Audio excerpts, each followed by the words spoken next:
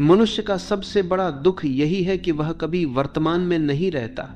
उसका मन हमेशा या तो अतीत में उलझा होता है या भविष्य की चिंता में खोया रहता है। अतीत की स्मृतियां उसे बोझिल बनाती हैं, भविष्य की अनिश्चितता उसे भयभीत करती है, और बीच का यह क्षण, यह वर्तमान जो वास्तव में जीवन है, वह उसकी पकड़ से फिसल जाता है। वर्तमान में जीना कोई साधारण बात नहीं है। इसके लिए सजगता चाहिए, जागरूकता चाहिए। जब तुम इस क्षण में पूरी तरह उपस्थित होते हो, तभी जीवन तुम्हें अपने रहस्य खोलता है। वर्तमान में जीने का अर्थ यह नहीं है कि तुम भविष्य की योजना बनाना छोड़ दो। इसका अर्थ यह है कि भविष्य की योजना बनाते समय भी तुम पूरी तरह जागरूक रहो कि यह क्षण ही सब कुछ है। तुम भोजन कर रहे हो तो केवल भोजन करो, तुम चल रहे हो तो केवल चलो। लेकिन हमारी समस्या यह है कि हम भोजन करते समय भी सोच रहे होते हैं कि कल क्या करना है।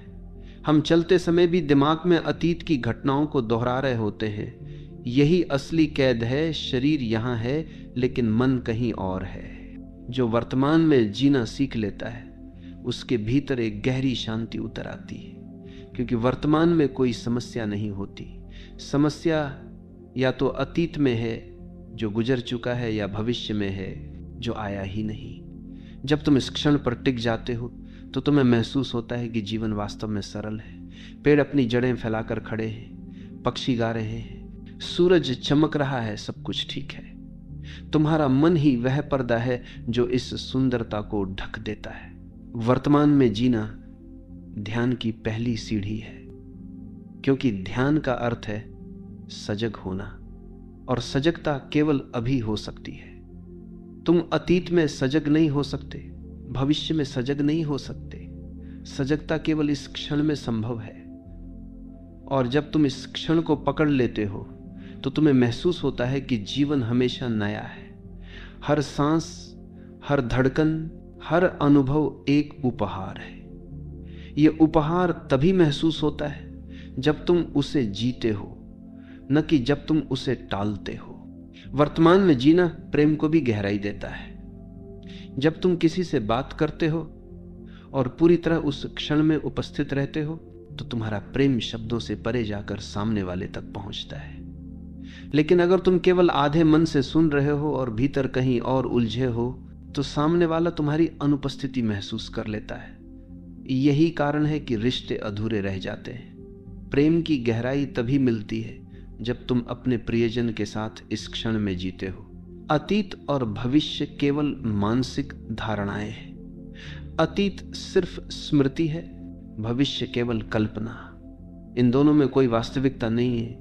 वास्तविकता केवल वर्तमान में है। लेकिन मनुष्य की आदत है कि वह अवास्तविक में जीता है। स्मृति और कल्पना उसके जीवन पर हावी रहती है, और इसीलिए उसका जीवन लगातार अधूरा बना रहता है। जब तुम इस सच्चाई को पहचानते हो कि केवल यह क्षण सत्य है, तो तुम्हारा पूरा दृष्टिकोण बदल जाता है। वर्तमान में जीना तुम्हें स्वतंत्रता देता है, क्योंकि अतीत में उलझने का मतलब है अपराध बोध में जीना, पछतावे में जीना, और भविष्य में खोने का मतलब है डर में जीना। जब तुम वर्तमान में जीते हो तो न अपराध बोध रहता है न डर, केवल हल्कापन रहता है। यही हल्कापन तुम्हें आजाद करता है। तुम्हारे भीतर वह साहस आता है कि तुम जीवन को वैसे ही स्वीकार करो जैसे वह है, और यही स्वीकार ही असली ध्यान है। लोग अक्सर पूछते हैं कि वर्तमान में कैसे जिए। इसका उत्तर सरल है, सजगता से। जब तुम खा रहे हो तो स्वाद को महसूस करो, जब चल रहे हो तो कदमों की थाप को सुनो, जब सांस ले रहे हो तो हवा के आने जाने को महसूस करो। धीरे धीरे तुम्हारा मन शांत होने लगेगा और तुम वर्तमान के साथ जुड़ जाओगे। यह कोई कठिन साधना नहीं है, यह केवल ध्यानपूर्वक जीना है। बस इतना कि तुम्हारा मन जहां है, तुम्हारा शरीर भी वहीं हो। वर्तमान में जीने का मतलब यह भी है कि जीवन को एक उत्सव की तरह जीना। जब तुम पूरी तरह इस क्षण में होते हो तो छोटी सी चीज भी तुम्हें आनंद देती है। एक चाय का प्याला, एक सूरज की किरण, एक हवा का झोंका, सब तुम्हें जीवन का गहरा अनुभव कराते हैं। तब जीवन भारी नहीं लगता, हल्का लगता है। तब जीवन संघर्ष नहीं लगता, उत्सव लगता है। यही वर्तमान का चमत्कार है। तो वर्तमान में जीना केवल एक आध्यात्मिक उपदेश नहीं है, यह जीवन जीने का असली तरीका है।